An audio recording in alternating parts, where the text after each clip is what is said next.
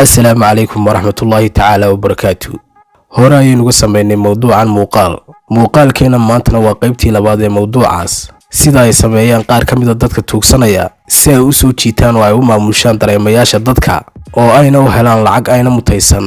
maxaa yeelay qofkan bixinaya lacagta waxa laga yaabaa inuu dib u soo maray si uu kasban lahaa oo u shaqaysan lahaa lacagtaas, halka dadkan tuugsanayana ay ku qaadanayaan lacagta iyagoo aanu marin wax dhiba. nala joogo sii daawo barnaamijka oo dhammaystiran.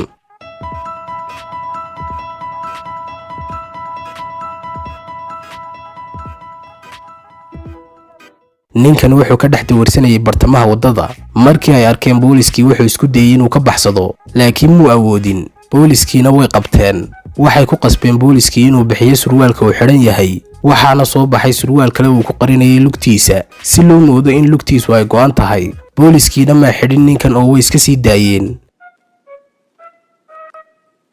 ninkan dawarsadaha wuxuu waayay labadiisii lugood. sidaasi waa sida aad arkayso marka koobaad ee aad aragto ninkani wuxuu sheeganayay inuu la kulmay shil baabuur uuna awoodi waayay inuu shaqaysto, laakiin mid ka mid ah dadkii marayay wadada ayaa ka shakiyay ninkan arrinkiisa, wuxuuna go'aansaday inuu daaha ka fiido sirtiisa. maalintii labaad ayuu ninkii ka duubay muuqaal ninkii dawarsanayay, wuxuuna garawsaday ninkii dawarsanayay in la ogaaday sirtiisa. waxaynan ka aragnaa muuqaalka inuu uruursanayo alaabtiisa, weliba uu u soconayo sidii qof caadiya oo aanay wax dhibi ku dhicin. ninkan dawarsanaya wuxuu u muuqdaa inuu kaga dhacay xanuun aad u halis lafaha lugtiisa, wuxuuna gacantiisa ku sitaa waraaq caafimaad oo beena oo sheegaysa in si degdeg ah hadduu iskaga daweyn waayo xanuunkan uu u dhiman doono.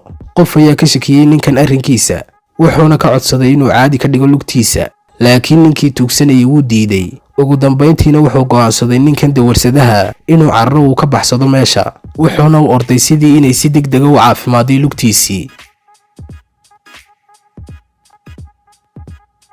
waxa laga yaabaa inaydaan hore noloshiina ugu arag qof dawarsanaya uu ka xun yahay xaalkiisu xaalka ninkan, wuxuuna u muuqdaa inuu waayay labadiisii gacmood iyo labadiisii lugoodba. laakiin markii ay booliskii ka shakiyeen arrinkiisa oo ay u dhowaadeen si kadisa ninkii wuxuu soo saaray labadiisii lugood iyo labadiisii gacmood oo caafimaad qaba. ninkan tuugsanaya wuxuu u muuqdaa inuu ku dhacay xanuun ka dhigay inuu dhaqaajin kari waayo jidhkiisa oo dhan.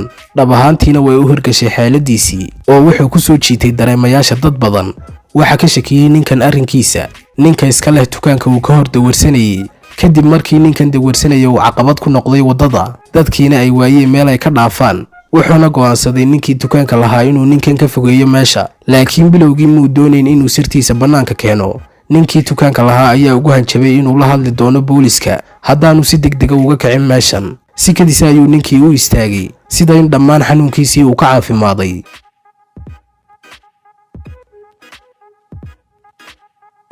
ninkani wuxuu ka dhex dawarsanayay wadooyinka Mareykanka, wuxuuna sameynayay matalaadan marka ay ishaaradu casaato oo ay istaagaan gawaadhidu.